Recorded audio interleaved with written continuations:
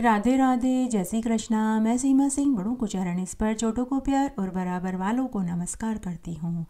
आज हम पौष मास में सुनी जाने वाली 5 प्रमुख कहानियाँ सुनेंगे। पूरे पौष मास में अगर आप स्नान कर रहे हैं, व्रत कर रहे हैं, तो आपको इन कहानियों को जरूर सुनना चाहिए।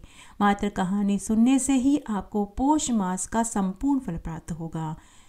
आइए सबसे पहले हम पौष मास के अलूने रविवार की व्रत कथा सुनते हैं। एक छोटा सा गांव था। उस गांव में एक साहूकार दंपति रहते थे। उनकी शादी को कई बरस हो गए, लेकिन उन्हें कोई औलाद सुख प्राप्त नहीं हुआ। तब एक दिन साहूकार सुबह सुबह किसी काम से जा रहा था। रास्ते में उसे एक किसान आता हुआ दिखाई दिया, जो अपने खेतों में बीज डालने के लिए जा रहा था। जैसे ही किसान ने साहूकार को देखा तो वह बोला कि आज तो अपशकुन हो गया, और ऐसा कहकर किसान वापस उल्टे पैर चलने लगा। साहूकार ने जब ये सुना तो उसे बहुत दुख हुआ। वह छोटा मुंह करके वापस अपने घर आ गया। साहूकार की पत्नी ने अपने पति से जल्दी आने का कारण पूछा तो साहूकार ने किसान वाली बात अपनी पत्नी को बताई।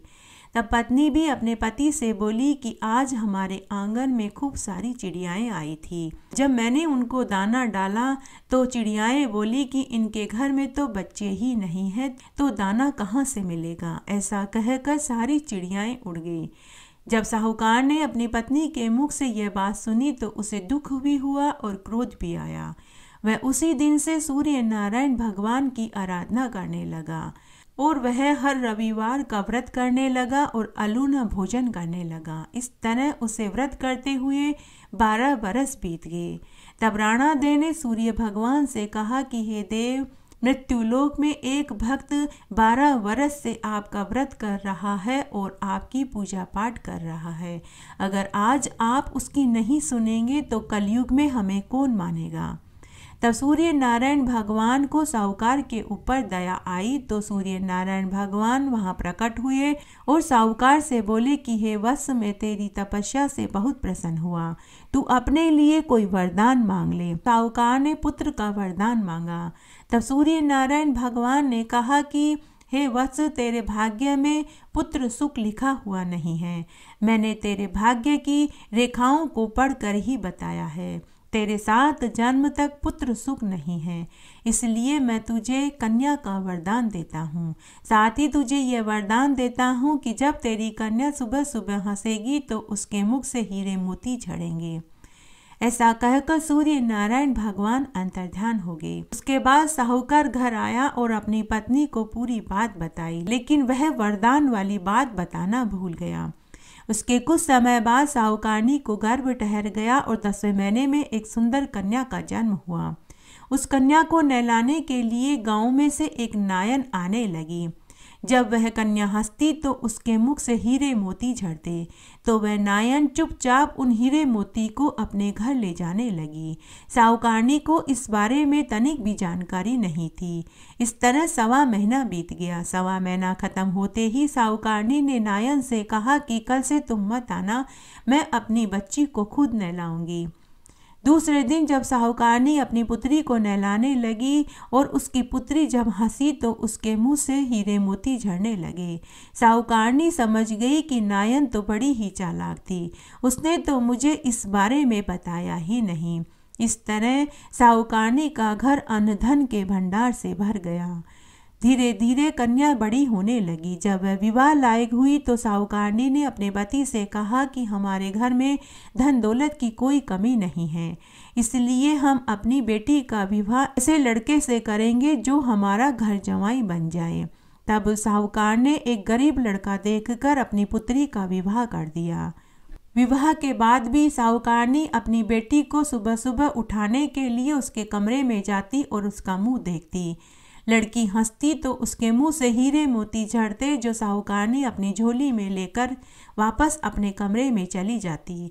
तब एक दिन साहूकारनी का जवाई अपनी पत्नी से बोला कि तुम्हारी माँ सुबह सुबह हमारे बीच हमारे कमरे में क्यों आती है। तो लड़की बोली कि मेरी माँ का नियम है कि वह सुबह होते ही मेरा मुंह देखती है। दूसरे दिन जवाई जल्दी उठ गया और उसने अपनी पत्नी का मुंह देख लिया, जिससे उसके मुंह से हीरे मोती झड़े। जवाई समझ गया कि क्यों उसकी सासू माँ सुबह उठते ही अपनी बेटी का मुंह देखती है। थोड़ी देर बाद साहूकारनी कमरे में आई तो उसने देखा कि उसके बेटी जवाई हंस रहे थे और बातें कर रहे थे। साहूकारनी समझ गई कि जवाई को सच्चाई पता चल गई है। साहूकारनी के मन में कपट आ गया और उसने एक आदमी को जवाई को जान से खत्म करने के लिए भेज दिया। आदमी ने जवाई को मार दिया और उसका सिर ले जाकर सासू को दे दिया।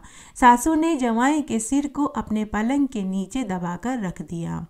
ऊपर राणा दे और सूरज भगवान यह सब कुछ देख रहे थे तो उन्हें बहुत दुख हुआ कि हमारे वरदान में दी हुई कन्या के पति को साहूकारनी ने मार दिया।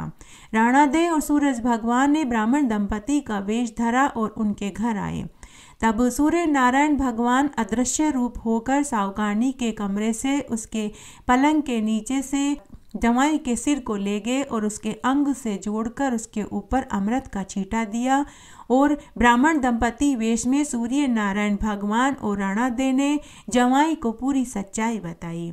शाम को जब जवाई घर आया तो साहूकारनी की बेटी ने अपने पति से कहा कि आपको तो मालूम था कि आज मेरा पोष रविवार का अलूना व्रत था और मैं सूर्य अस्त होने के बाद भोजन नहीं करती हूँ, उसके बाद भी आप इतनी देर से क्यों आए हैं। तब उसके पति ने उसकी माँ वाली हरकत की पूरी बात बताई कि तुम्हारी माँ ने आदमी भेजकर मुझे मरवा दिया था और मुझे तो एक ब्राह्मण दंपति ने बचाया है।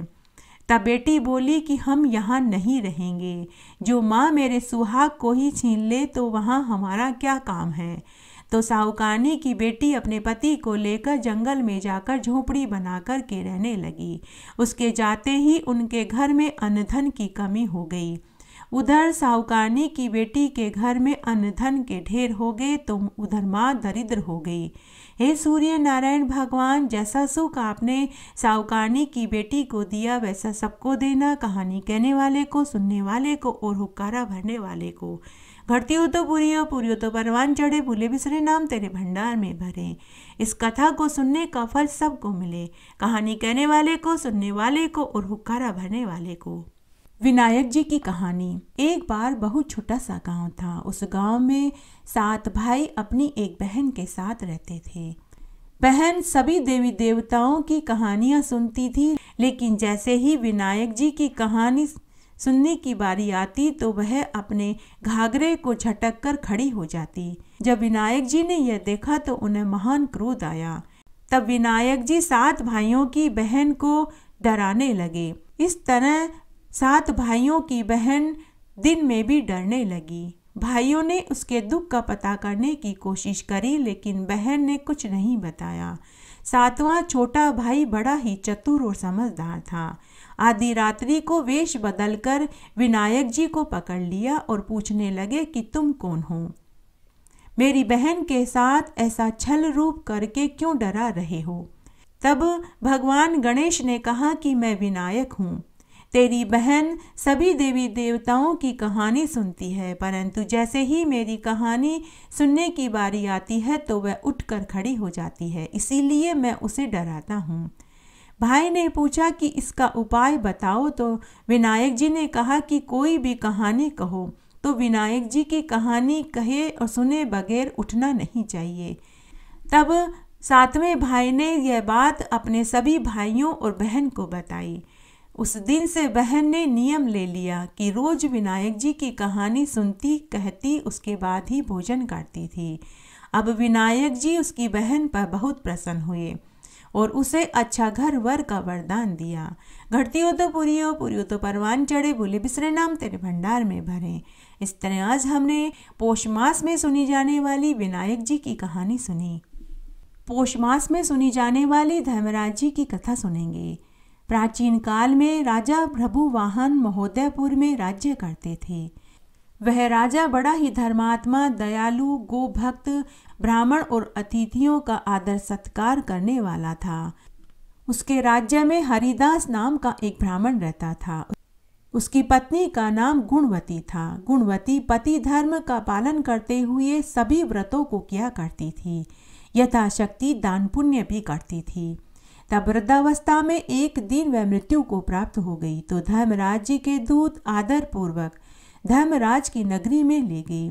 वहां गुणवती ने देखा कि धर्मराज जी के सिंहासन के समीप चित्रगुप्त जी भी सिंहासन पर बैठे हुए थे, जो मृत प्राणियों के पाप पुण्य को और कर्मों के लेखे जोखे को भयकाते में से धर्मराज जी को पढ़कर सुना रहे थे। गुणवती यह देखकर भयभीत होकर कांपने लगी और नीचे मुंह करके हाथ जोड़कर खड़ी हो गई।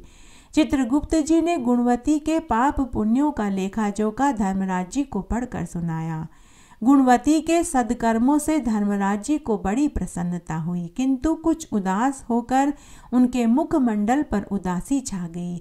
यह देखकर गुणवती ने धर्मराज जी से पूछा कि हे देव, मैंने तो अपने जीवन में कोई दुष्कर्म नहीं किए, ना ही मैंने कोई चोरी चकारी करी, नहीं किसी का दिल दुखाया, फिर आप इतने उदास क्यों हैं? कृपा करके मुझे बताइए।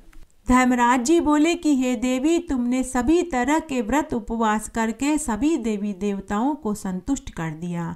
तुमने अनेक प्रकार के दान पुण्य भी किए, लेकिन तुमने मेरे नाम से न व्रत किया, न कहानी सुनी और न ही तुमने मेरे निमित्त कोई दान पुण्य किया।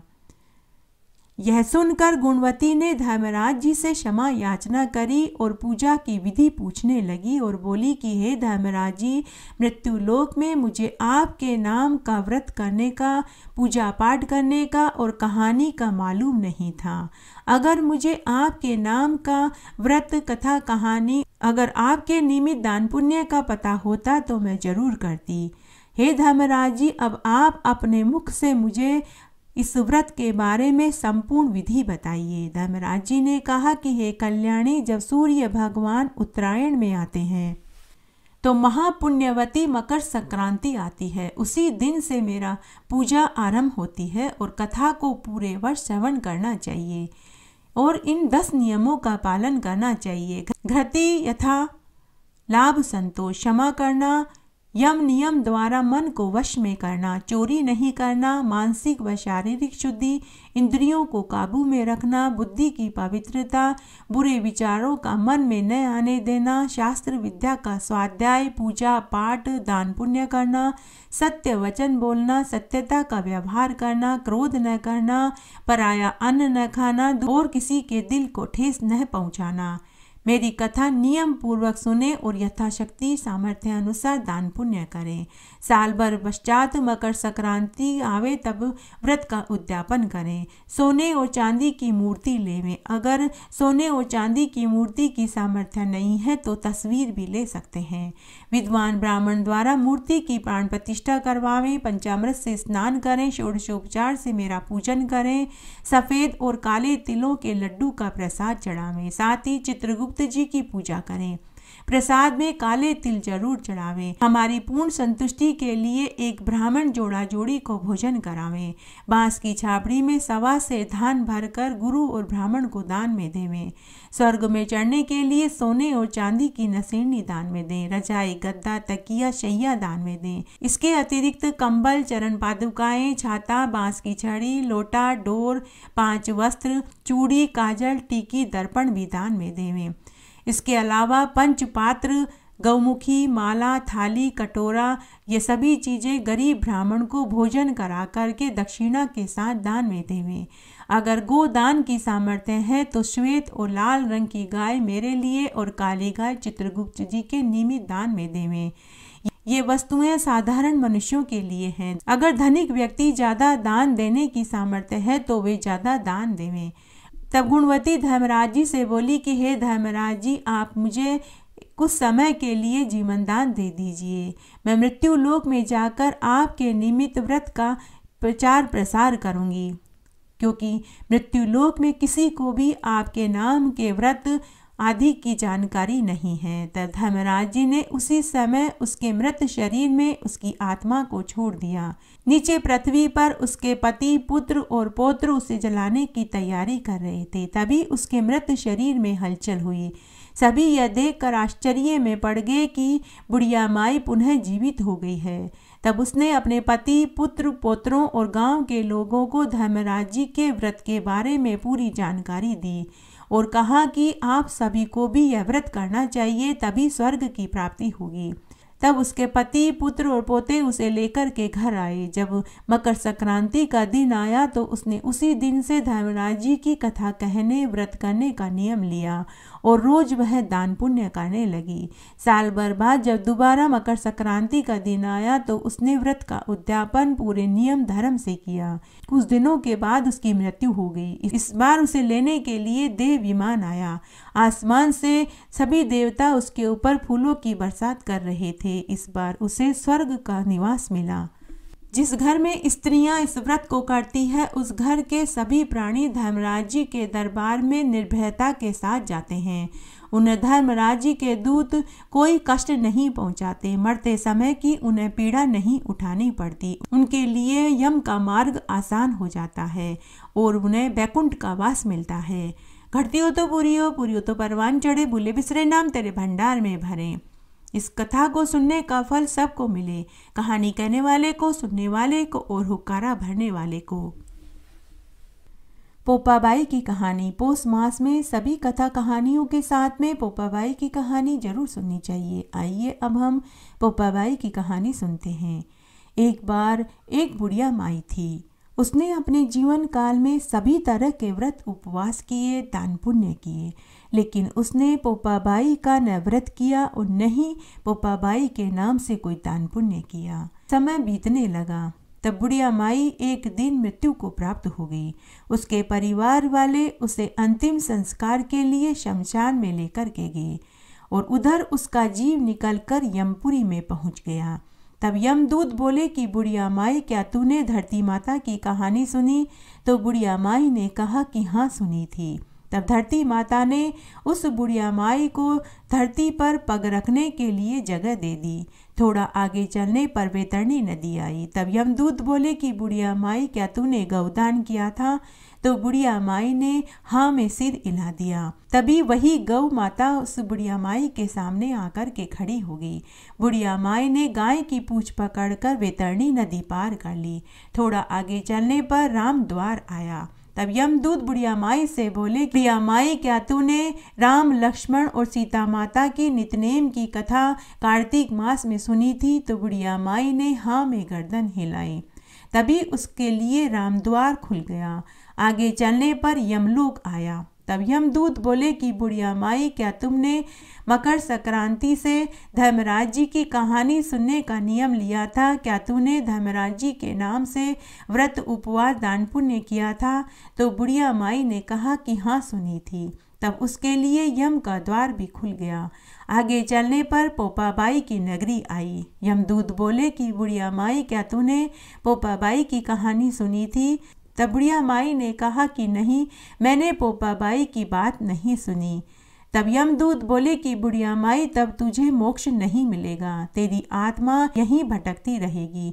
तुझे आगे जाने का रास्ता नहीं मिलेगा। तभी वहाँ पोपाबाई आ गई। बुढ़िया माई ने पोपाबाई के पांव पकड़ लिए और पोपाबाई ने बुढ़िया माई से कहा कि तुझे आगे जाने का रास्ता नहीं मिलेगा, क्योंकि तूने मेरे नाम से न कोई व्रत किया, न ही दान पुण्य किया। तब बुढ़िया माई ने पोपाबाई के पांव पकड़ लिए और बोली कि आप मुझे अपने व्रत के बारे में पूरी विधि बताइए, क्योंकि मुझे आपके नाम के व्रत और आपके नाम के दान पुण्य के बारे में तनिक भी जानकारी नहीं थी। अगर मुझे मालूम होता तो मैं आपके नाम का व्रत करती और दान पुण्य करती। तब पोपाबाई ने बुढ़िया माई से कहा कि मकर संक्रांति के दिन से मेरे नाम का 7 दिन तक व्रत किया जाता है।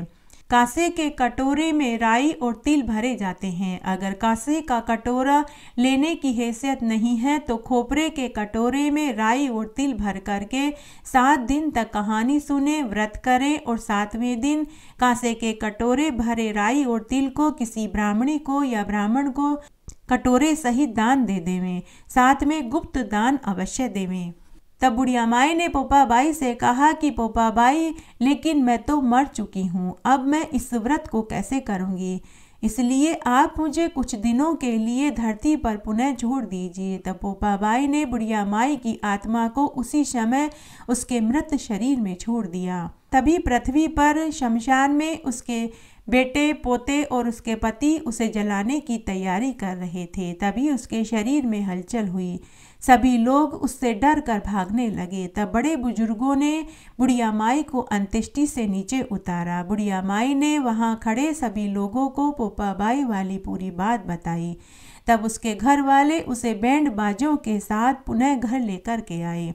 आते ही उसने एक ब्राह्मणी को बुलाया और पोपाबाई की कहानी सुनी। एक कांसे के कटोरे में तिल और दूसरे कांसे के कटोरे में राई भरी और 7 दिन तक उसने व्रत किया और ब्राह्मणी से कहानी सुनी। लेख राय राय रो और राज पोपाबाई रो।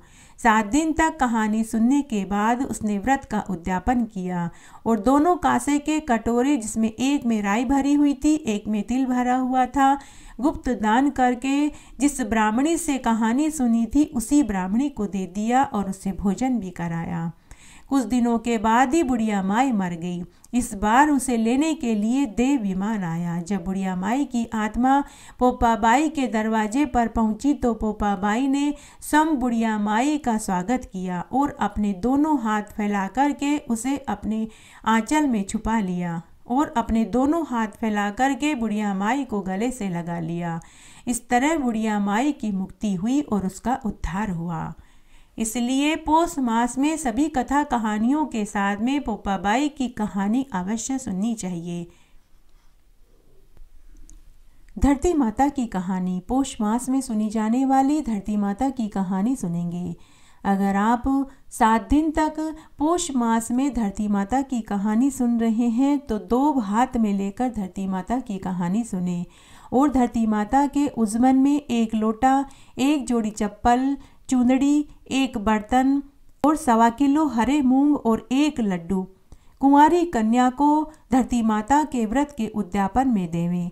आइए अब हम धरती माता की कहानी सुनते हैं। एक बार बहुत छोटा सा गांव था। उस गांव में एक विधवा बुढ़िया माई अपनी बेटी और बेटे के साथ रहते थे। बुढ़िया माई बहुत गरीब थी। वह मेहनत मजदूरी करके अपने और अपने दोनों बच्चों को पाल रही थी। धीरे धीरे बच्चे बड़े होने लगे। बेटी विवाह लायक हो गई। बुढ़िया माई बीमार रहने लगी। एक दिन उसने खाट पकड़ ली। तब बुढ़िया माई ने अपने बेटे से कहा कि बेटा, तेरी बहन बड़ी हो गई है, अतः तुझे ही मेरे बाद इसका ध्यान रखना होगा। अगर मैं मर जाऊं तो तू अपने जैसा घर वर देखकर इसकी शादी कर देना। ऐसा कहकर कुछ दिनों के बाद वह बुढ़िया माई मर गई। अब दोनों बहन भाई अकेले रह गए। भाई अपनी बहन का खूब ध्यान रखने लगा। तब एक दिन भाई ने अपनी बहन का विवाह करने के लिए वर ढूंढने लगा। वह गांव गांव घूमा। एक गांव से दूसरे गांव में अपनी बहन के लिए अपना जैसा घर वर ढूंढने लगा। भाई गांव गांव घूमा लेकिन बहन के योग्य कोई वर नहीं ढूंढ पाया। वह घूम घूम कर थक गया। तब बैठे बैठे उसके मन में विचार आया कि मैं ही इससे शादी कर लेता हूँ। ऐसा सोचकर वह विवाह का सामान और चुनरी लेकर के आया। तब बहन ने अपने भाई से पूछा कि भाई, यह सारा सामान क्यों लेकर के आया है?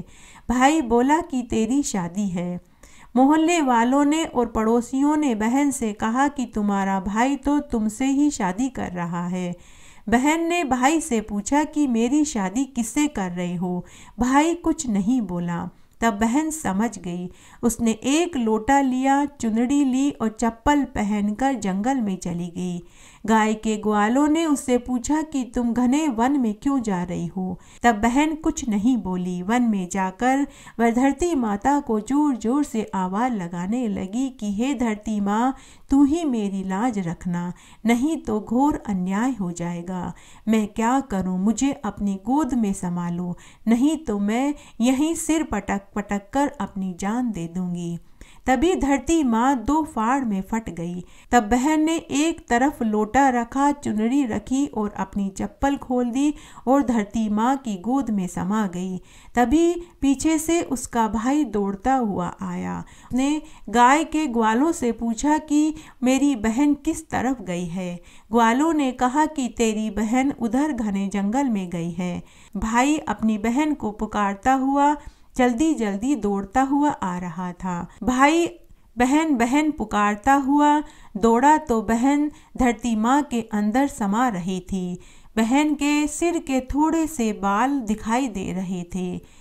तब भाई ने अपनी बहन के सिर के बाल मुट्ठी में पकड़ लिए और जोर जोर से रोने लगा कि बहन, तू सत के लिए धरती माँ की गोद में समा गई। मेरी ही बुद्धि भ्रष्ट हो गई थी। माँ का वचन निभाने के लिए मेरा जैसा कोई वर नहीं मिला, इसलिए मेरे मन में इतने दुष्विचार आए। हे धरती माँ, मुझे माफ़ कर देना। पर धरती माँ ने सत्य के लिए बेटी को अपनी गोद में समा लिया। जो बाल बाहर रह गए थे वे दोब हो गए।